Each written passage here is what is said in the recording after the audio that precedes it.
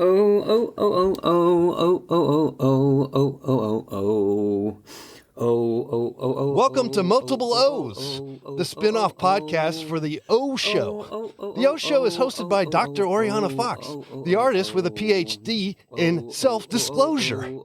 You hopefully know the spiel by now. If you're interested in candid confessions, creativity, nonconformity, and mental health, you've come to the right place. This, my friends, is season 2 of this podcast, which explores the crossover between working on the self and working to change the world.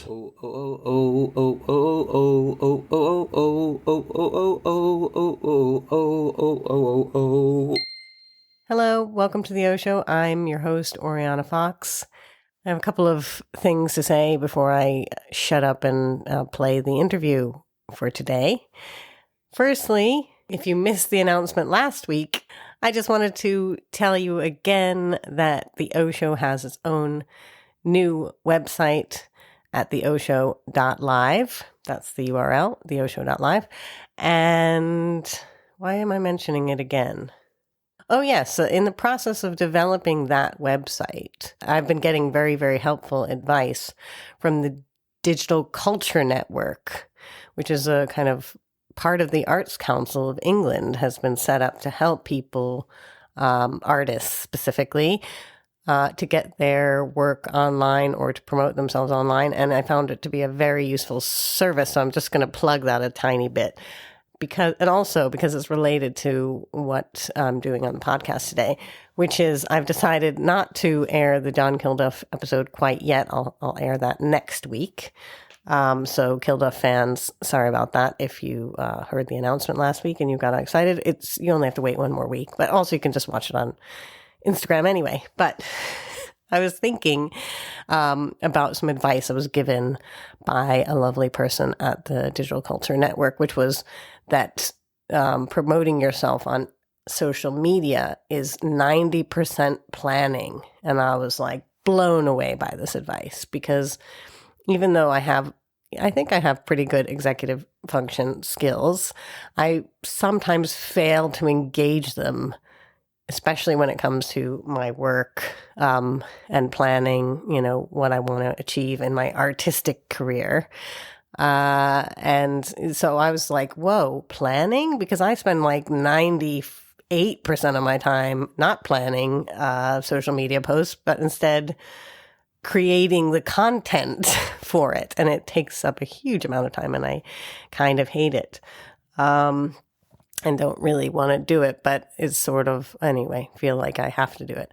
So whatever, 90% planning. And I think it's to do with like timing posts with like world events like Pride Month, for example, which today is the very last day of Pride Month. And I realized that I have spent the entirety of Pride Month, my only celebration of it being binging on Love Victor and Heartstopper. Is that what it's called? Heartstopper? I have, in fact, spent June binging on those programs, adored them, enjoyed them, and that was a wonderful way to celebrate. However, I have done nothing publicly to celebrate it except liking lots of posts on whatever social media platforms.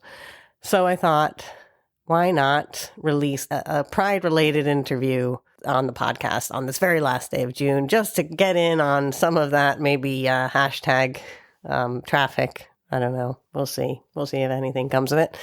But I failed to plan as I was advised to do. So that's my story. So this week, instead of John Kilduff, I'm going to share my interview with Jacqui Bardelang, who's the creator of the drag king Sigi Moonlight, who has multiple eclectic personas who parody masculinity, from British iconic characters such as Captain Birdseye, who is going to show you his fish finger, to the generic wise old Asian man who in Moonlight's rendition is on a quest to be sexy. Sigi Moonlight is extremely entertaining and erotic. It's a good combination. And I did a terrible job of introducing this guest during the live edition, so I just wanted to say a little bit more now. According to Them magazine, Sigi Moonlight is one of 8 drag kings that you need to know.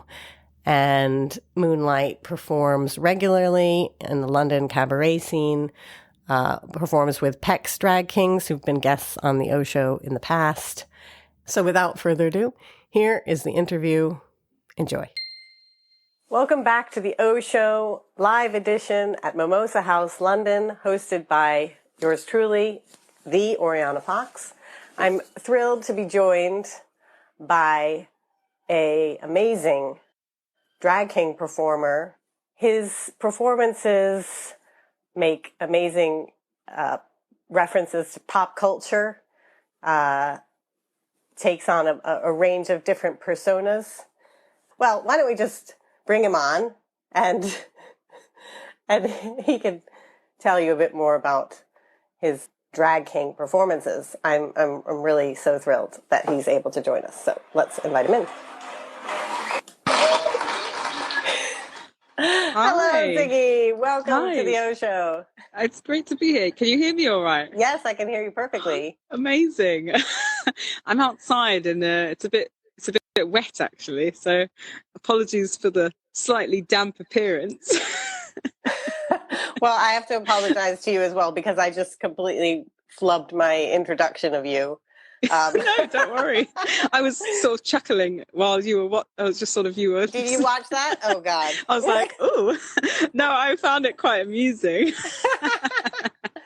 So I like the idea that I can be beyond description. You are beyond description. Yeah. So yeah, and I know are you performing with Peck's Drag Kings? I've done a couple of performances with Peck's. I know you've been on their podcast. Yes. I was a guest in a few of their shows. They're lovely bunch. I wish I could be a permanent member. I'm looking forward to the invite one day. All right. Well, that's we put that out there in the world. I thought maybe you were, but anyway, so that's good to know because Pecs have been on the O Show, so I just. I see. Who did you talk to?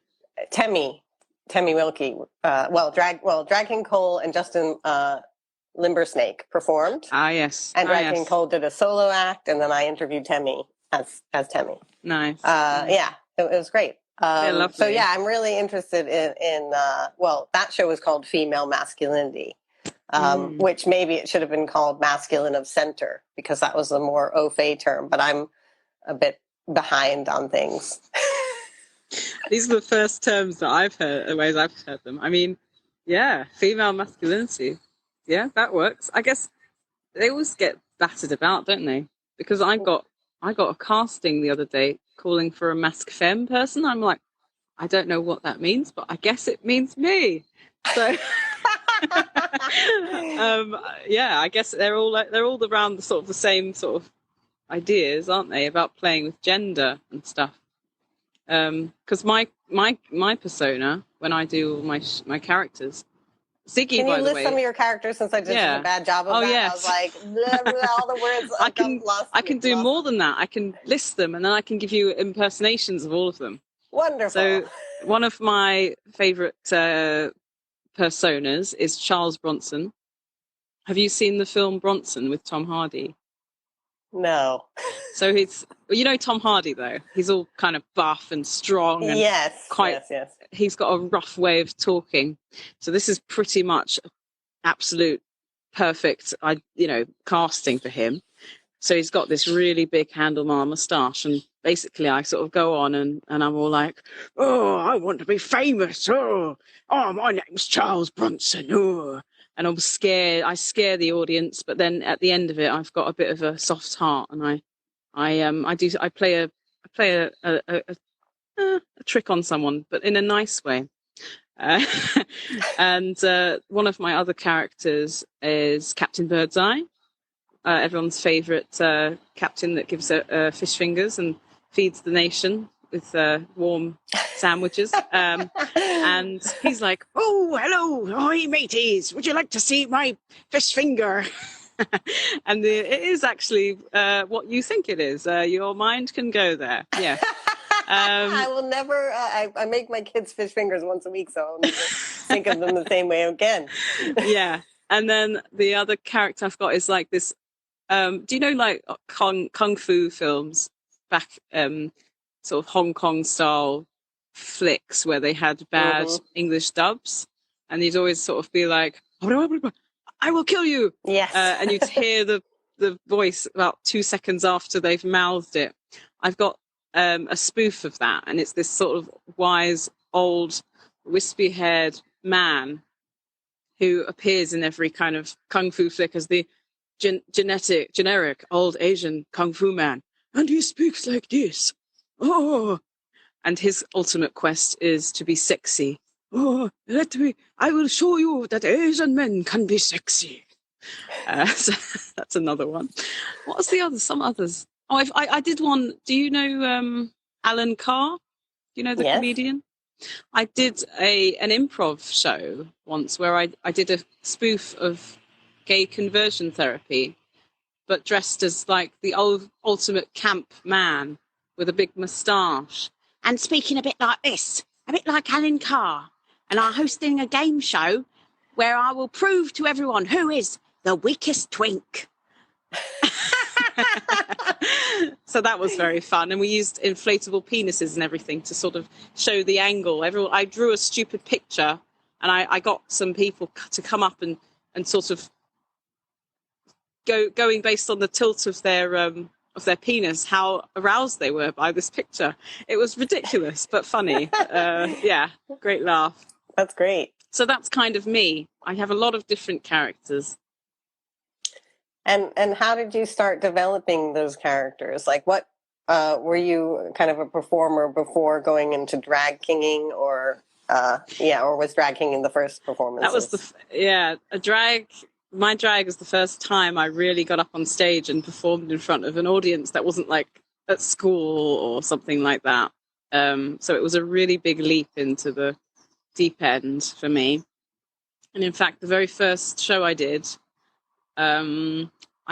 open chest binding for the first time, and I took my shirt off for the first time to show that, and it was the first time I'd actually had that experience, so I was absolutely terrified, but it was really just, you know, a massive release, and that was 4 years ago. That was a big competition for drag kings at the Glory in Hoxton, called Man Up, and I came third overall.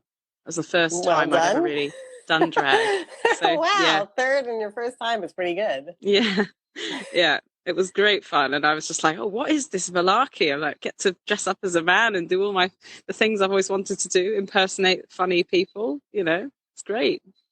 But I currently study acting now, so that drag has now kind of informed my decision to do more performing. Yeah. So hopefully I'll get out there a bit more, doing more. I mean, one of my big dream is to just be on a film or a TV, so in the mainstream a bit more. Yeah, yeah. It'd be great to have you in the mainstream. Can I ask you about like the difference between your kind of self-presentation, like out in the world, and, you know, as a drag king? Are there parts of your maybe authentic self, which we could question that whole concept, I suppose. But yeah, is drag kinging bringing out an aspect of yourself, or like exaggerating an aspect of yourself, or is it I would say that it is. For example, sort of my personality out of drag is very, I would say I'm quite shy. I don't usually speak up that much. I'm friendly and I'm nice, but there's parts of me that, like, I'm not the one who's going to go out there in the middle of a room in a party and start making friends with everyone. But Ziggy is incredibly outgoing, mad, crazy, all of those aspects that I think deep down inside I'd love to try and be. And it's completely different on stage. And there's also parts of Ziggy that are really feminine. So he can completely strip. And it's really funny because my partner always points out, oh, you know, you can just shake your booty on in front of 100 people and just take your shirt off. But you can't dress in the dressing room in the backstage. You have to go and like hide in a corner and change. Oh my goodness, I completely identify with that. Yeah, I mean, it's really odd. I couldn't. I mean, I have only been nude in my work, or partially naked in my work, a couple of occasions, and once outside in the world. And but I'm the total like in the dressing room, in the changing room. You know, I'm constantly. I know. Completely Such a identify with strange that. thing. No one's watching you. No one cares, but you still think, oh, don't look at me. Yeah, and I can do strange, booty pop. That's so Ziggy. Dancing to Beyonce and just shaking it about and doing all the things that you'd assume, because Ziggy flirts with femininity a lot. So he sort of think, as Captain Birdseye, I do a spoof of an M&S ad, but with the fish finger. So I'm like, this is not just a fish finger. This is a beautiful codpiece robed in golden breadcrumbs. And it's taking that sort of play on the feminine sort of sexual exposure you see in adverts and turning it on its head. But strangely enough, it feels a lot more confident and comfortable when you're a man. I don't know why. To me, anyway. That's really interesting. I want you to be able to answer why. You just said you don't know why.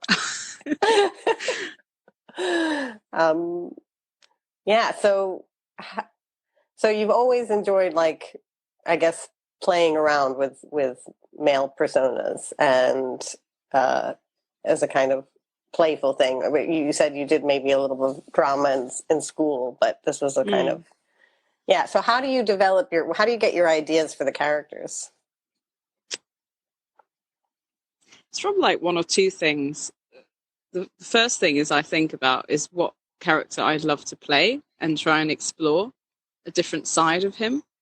So it could be a character in history, or it could be a character on film. I absolutely love classic Hollywood films where you've got these really macho men that just wear suits. And then another part is I want to portray a message when I'm performing. It's not just about entertaining people. It's also about drag is very political for me. And so I want to say something about gender and gender politics and how we see the world, I guess. And I think large parts of my shows, they're very funny, but people laugh. And I think it's almost, I want them to question why and what it is they're laughing at. So if I'm this old Asian man who's stripping and trying to be sexy, they laugh. But what is it about that? Why can't that particular figure do such a sexy burlesque strip dance compared to any other bodies? And so that's where I kind of come from. I think about the kind of message that I want to portray. But at the heart of it, it's all about the entertainment. I always think, what looks funny? Yes, I would like the idea of seeing a Captain Birdseye dance in this really lewd way while stroking his fish finger. But going back to your kind of political ambitions, how do you, first of all, like, what is the reaction or kind of message you want the audience to get, and what are the kind of responses that you do get that you know of, like from feedback from audiences?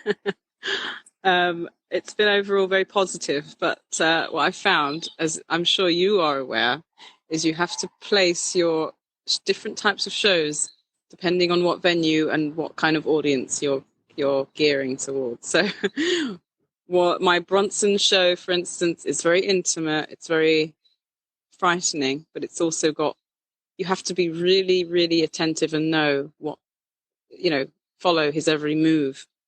But the Birdseye act, everyone loves the kind of show tunes that I've got in that. And so I've learnt that a lot. But overall, it's a really positive kind of response. It's everyone laughs and screams, and I think people also think it's like, it's still weirdly sexy, even though you're looking at some old Asian man or a man with a very white beard or some kind of an iconic figure or a villain. You know, I think there's, I've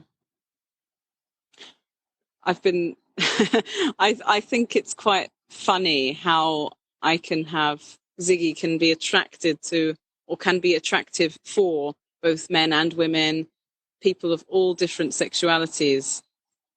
And the play on that, you know, it was really funny. I'll tell you this quickly. Do you know the magazine Diva magazine? They did a music festival. Oh no, hang on. This is another one.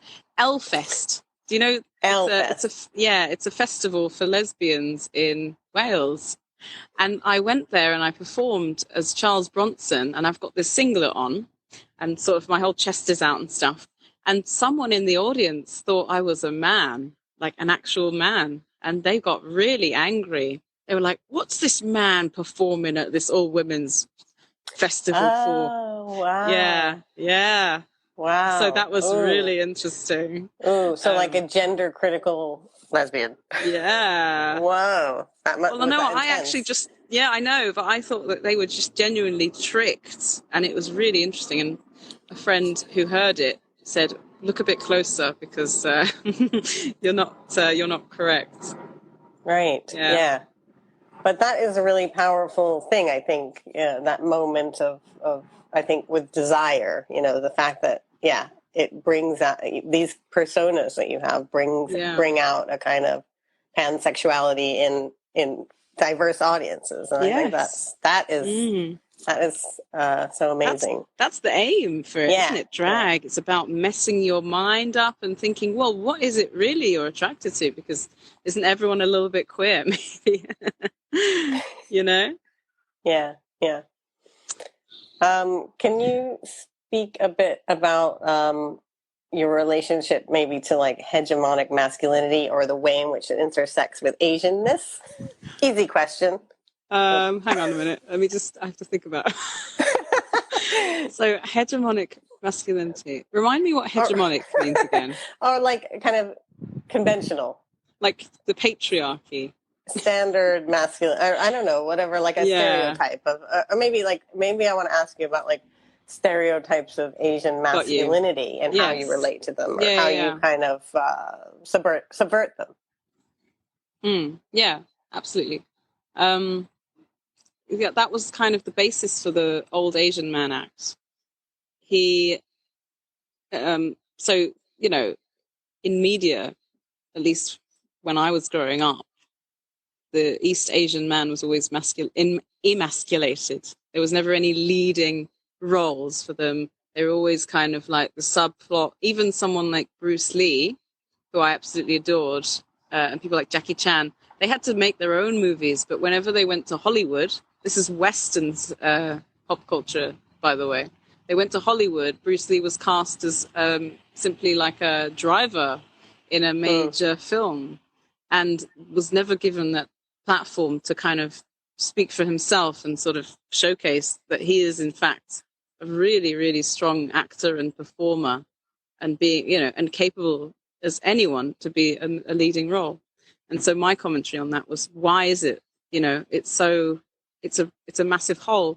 And it's also the topic of yellowface is another thing that is still really prevalent today.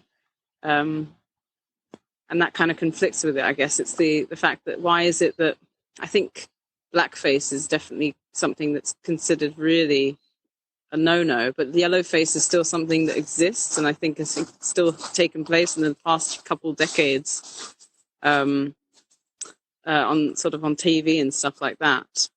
It's almost like, why is it that is something that's allowed when the rest of other parts of, you know, other races, other cultures don't have that problem?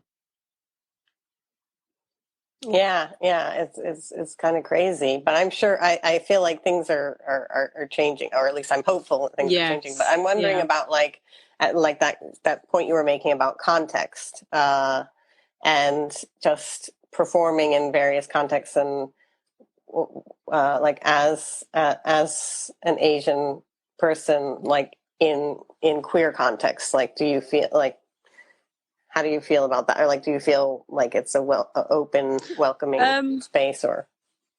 Oh gosh, I mean, I don't really know. I'm not really in touch with my Asian side too much. I am part of a fantastic Pan-Asian collaborative called the Bitten Peach. So shout out to them. And they are incredibly inviting. It's a whole variety of drag performers, burlesque dancers, stage people, you name it. And they, I mean, I think a lot of them identify as queer. In fact, it's not all of them. And they are they've come from all kinds of different backgrounds and whatnot. From my perspective, I think London is incredibly welcoming and inviting for any kind of person, regardless of your color or your race, your culture, your sexuality. So I'm quite lucky in that respect. I guess there's the problem. It's like, well, if you are approached to do a show, how can you tell whether you're not being the token person of color or the token Asian, the token king? That's another issue. But at the same time, I'm thinking, well, people are trying. You've got to just give them a chance, and hopefully if you can prove that you're good, then you get asked back, and maybe it'll become more of a thing that to not consider someone as a token, if that makes sense. Yeah, that makes absolute sense. Yeah. I find it very frustrating, like in the mainstream media, and even like children's stories or whatever, or cartoons, like it's always like the prominent white male character or white female character, and then there's like the sidekick, and it doesn't really have much nuance, and it's just so it's so irritating. It's like, even at the level of children's books that you get, like my kids get at school, it's like, really, they can't fix this? Like, why hasn't this been fixed? Why hasn't this been addressed? It's quite frustrating, but it's good to know you feel like things are open in London. But yeah, so can we go back to the question of like the divide between the drag king personas and like your everyday self-presentation? How do you want to be perceived in everyday life, like in terms of gender? Okay, so... Or how are you read, and how would you... I mean, you talked about that great example of being misread in performance, but what about in real life? Like, are you ever misread? Oh gosh, this is going down a rabbit hole here. Is that a rabbit hole? Ziggy, Ziggy Moonlight goes by they or he. And I, out of drag, I go by she.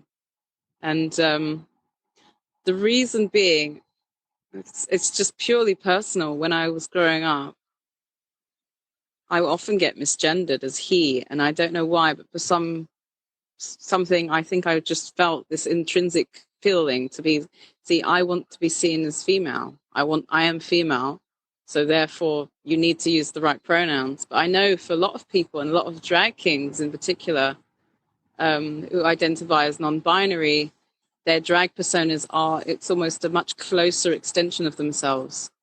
For me, Ziggy is a persona, is an identity and a variety of characters, and therefore they sits very well. They're this kind of interchangeable complex of different identities. But for me, as out of drag, my identity is very much female. I'm a female actor, and I want to be cast in largely in female roles, or roles that are very much, female bodied, because that's my experience, I guess. And I guess that's it. I think I have that differentiation. Did that answer your question? Yes, that does. Yeah. It's sorry if that seemed like a weird rabbit hole. I'm very interested in like that kind of, I don't know, alter ego persona, and how it relates to everyday performance. Everyday presentation of self. It's very personal for everyone, I think. Everyone will probably give you a different answer if you were to ask that. But that's my story anyway. Mm-hmm.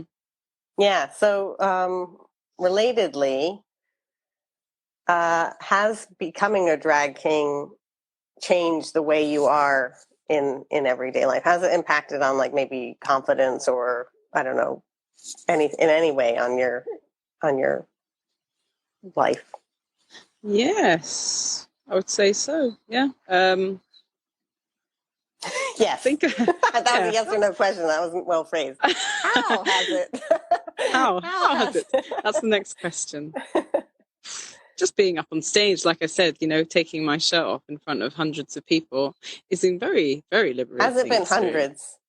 Have you had those big audiences? I think it was Brighton Pride. There must have been. Yes. I did something at the Underbelly, and there were about 300 people in there. So yeah, it has been hundreds. But that was when I was much more used to it. Like that was the least of my concern. The most of my concern was just having a good performance.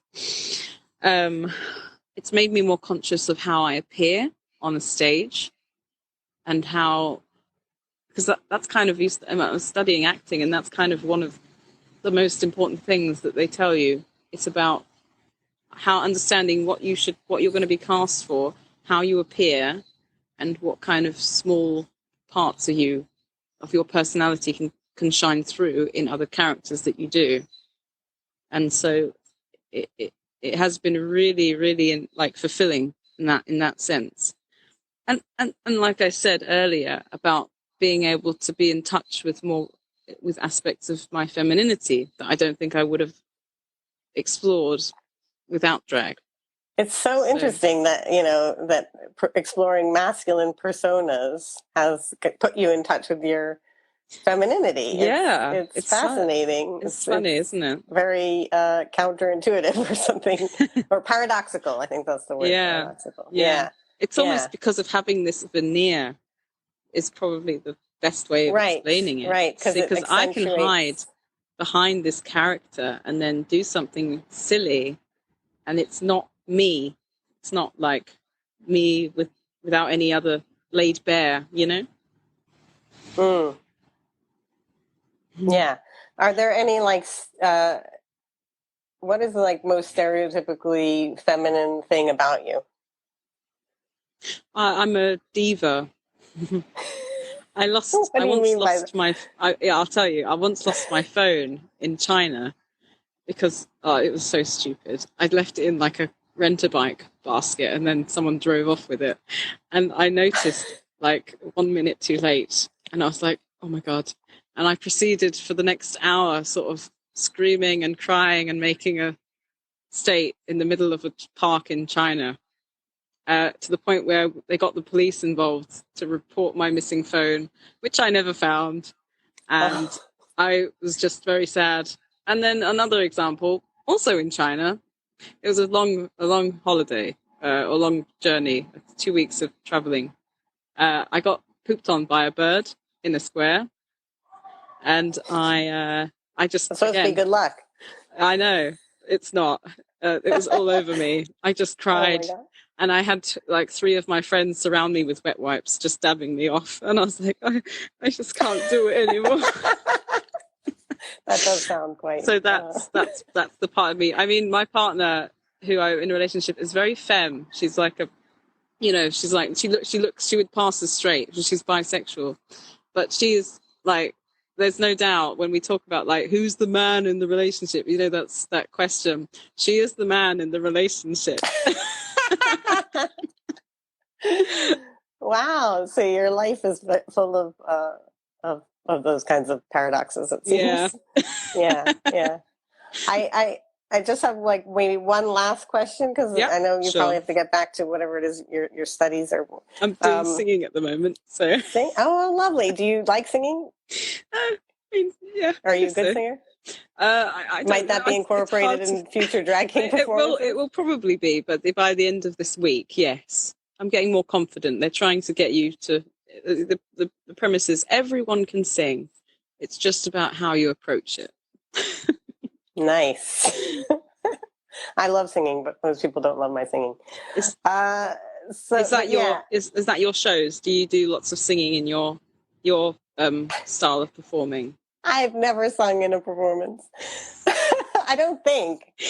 I dance. I like dancing. So I dance, but I don't sing. But maybe I should try that because I should face my fear. But yeah, one thing I want to ask, and it's kind of like maybe a sort of confessional question, which is I love the movie 16 Candles.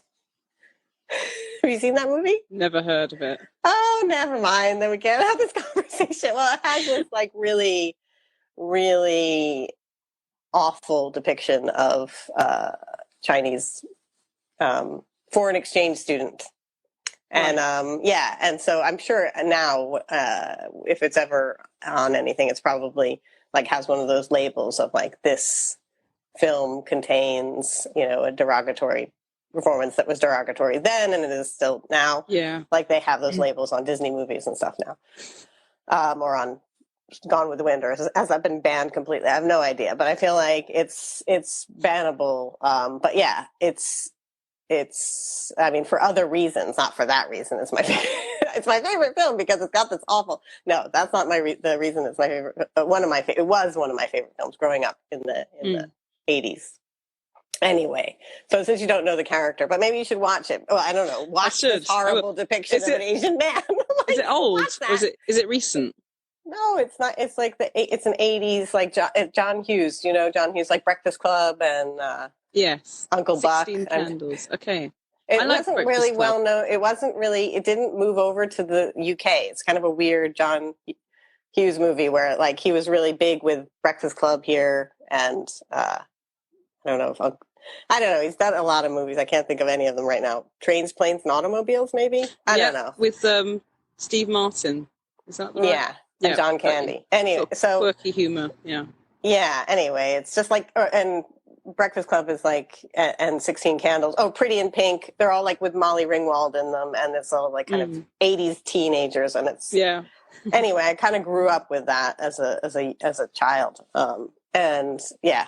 But I was just wondering if you could somehow make that like watch the movie and more politically correct. I mean, don't be. I'll have to look at it. And maybe you could develop a character, redeem. I appreciate any inspiration because honestly, I have so many creative blocks. I'm currently working on a act about Rasputin. I'm like, it's so many great things about him, but I don't even know where to start. Like the fact that he was assassinated like 5 times and he still didn't die. How do you? I know an interesting thing about Rasputin, which might be a kind of way in. Okay. Houdini, because Rasputin was the advisor to the Tsar. The Tsar. The Tsar wanted Houdini to be his advisor, but Houdini was hiding the fact that he was Jewish from the Tsar, and so he didn't agree. And then Rasputin took his place. So that position was meant to. I don't know. That's may not be a way in at all. But anyway, it's interesting fact. I'm kind of a fan of Houdini, so. Right. I mentioned Houdini yesterday too. It's just weird that he keeps coming up. But anyway, so I hope that's been a useful point of inspiration. Yeah, absolutely. I'll watch it. I'll watch the film. Any kind of inspiration. It's kind of weird, like recommending something you might find completely offensive and horrible. Honestly, you can never give offense. You can always take offense, but never give. Is that right? Yeah, you can be offended, but you can't give offense. That's what I think. So I love South Park.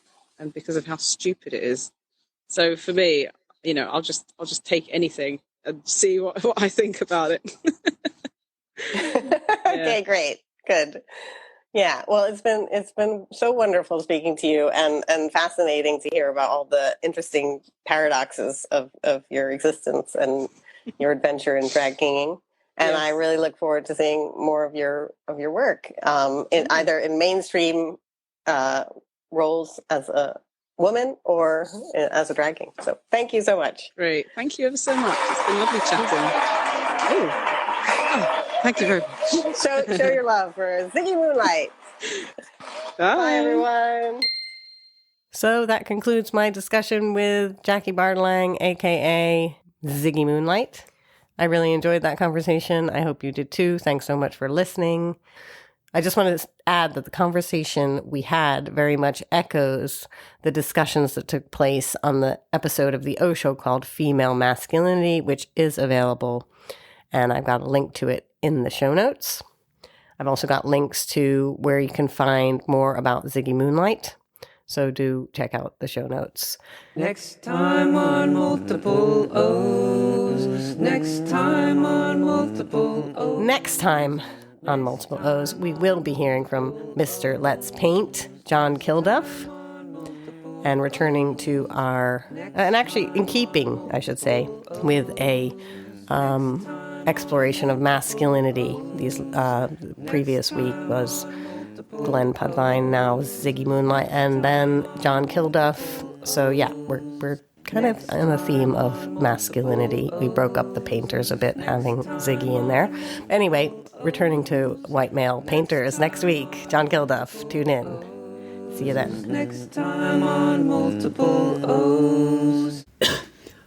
Thanks for listening. Thanks for continuing to listen. Thanks for getting to this point in this episode to hear me say, I hope you will accept yourselves unconditionally, your lives, and other people, because we're all just fallible human beings.